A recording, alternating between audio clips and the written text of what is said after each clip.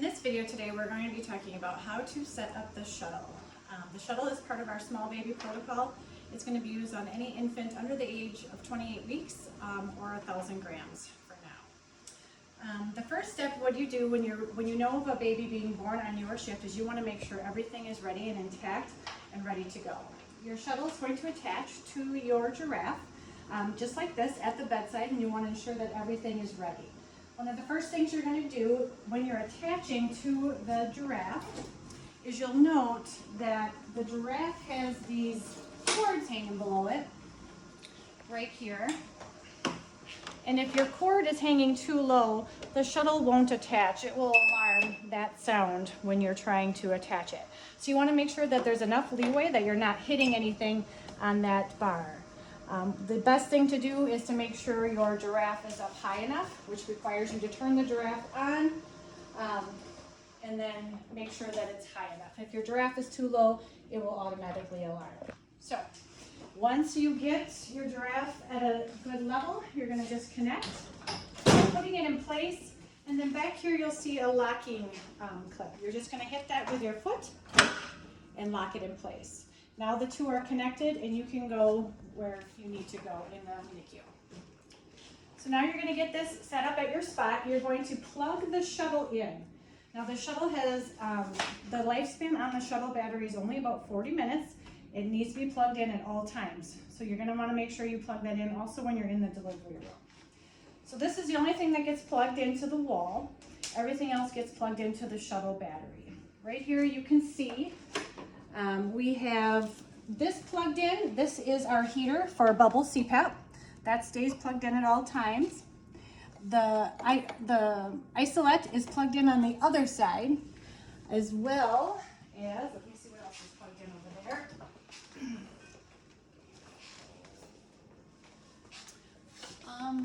As well as our monitor, that's right. So we have our isolette plugged in, our monitor plugged in, and our heater all plugged in. And the shuttle is plugged into the power. What you're going to want to do is make sure your tanks are full. By doing that, works similar to a blender. You're going to want to crank them both at the same time. If you just crank one, you have a leak sound. So you want to crank them both to avoid that sound. But it'll eventually go away once you close them. I do have a checklist here of all the things you're going to make sure are prepared at the bed spot for bedside preparation. We have it designated into RN roles and RT roles, but all of these tasks should be done when we know we're getting a baby on our shift. So the first thing we're going to do is review our admitting plan with the docs and the entire delivery tray. Think of all the things we're going to need to bring. What size is this baby? If this is a 24, 25 week, are we bringing CuraSurf to the delivery room? What is our plan? Are we going to start on bubble CPAP, potentially? Those kind of things we can talk about ahead of time. The next thing you're going to do is you're going to grab a small baby bucket from the supply room, and you're going to bring that to your bedside as a nurse. You're going to prepare your IV equipment, your syringe pumps, your large volume pumps with 2 brains, and then make sure your arterial line cable is set up at the bedside. The next thing you're going to do is prepare your warming mattress and plastic bag, and I'll show you that in a bit. That's all going to be in this delivery bag here. You want to confirm your monitoring equipment is ready. Now when you grab your monitoring equipment, so this doesn't house monitoring equipment on its own. It does have an end title that stays on it at all times unless in use in the unit. But you're going to grab your X3 by unclipping a top, pulling. Grab your cord, and you're going to attach it to the shuttle. Make sure you hear the click.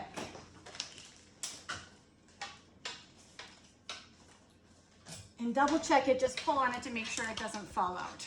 You're going to want to make sure that the X3 is in standby mode, because if you try to start it when you get into the delivery room, there's a little bit of a delay and a lot of alarms that come with it.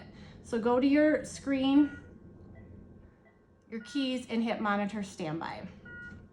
It'll make that sound for a little bit here, but to avoid that sound in the delivery room, you want to make sure it's sitting in standby.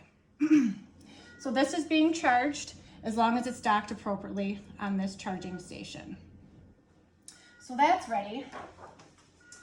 You're going to get your line card in the room, and if you're comfortable, you're going to open it up with an aseptic technique and make sure that everything is pulled and ready to go. Place a sterile towel on top. For respiratory, you're going to make sure your respiratory equipment is ready. There's a lot of respiratory equipment on here. The first thing you're going to look for is on your neopuff. You have a neopuff attached. So this bag does not come with a mask in it, so all the masks are going to be in your flow inflating bag.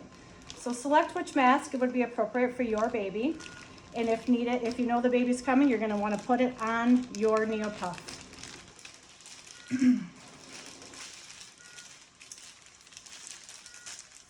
The next thing you're going to want to do is make sure your bubble CPAP equipment is ready.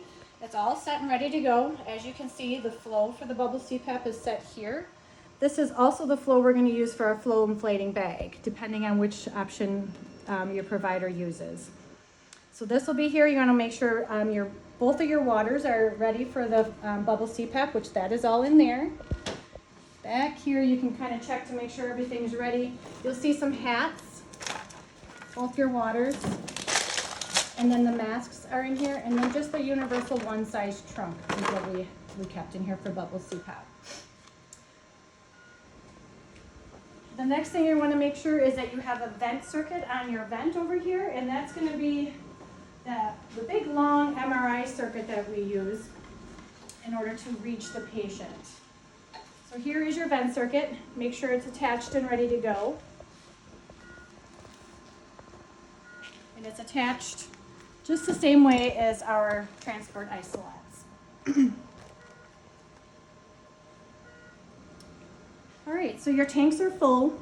All your respiratory equipment looks good. One other thing you want to make sure is that you have suction tubing attached, which it is. It's attached and hanging here.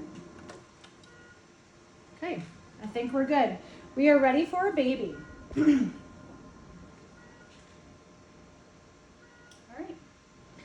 All right, is there anything about maneuvering the feet that you want to point out too? Yeah, so it does get tricky.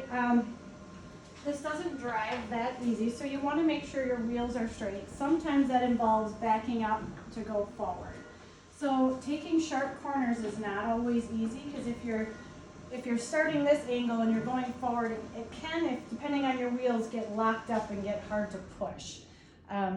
You want to make sure all your wheels are unlocked at all times, which they are.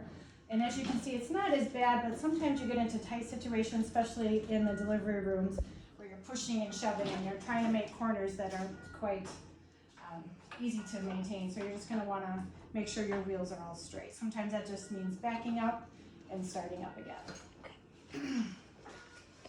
So we would be off to a delivery at this point, and then you guys will look for the next video to talk about how to come home from a delivery and set up the bed space.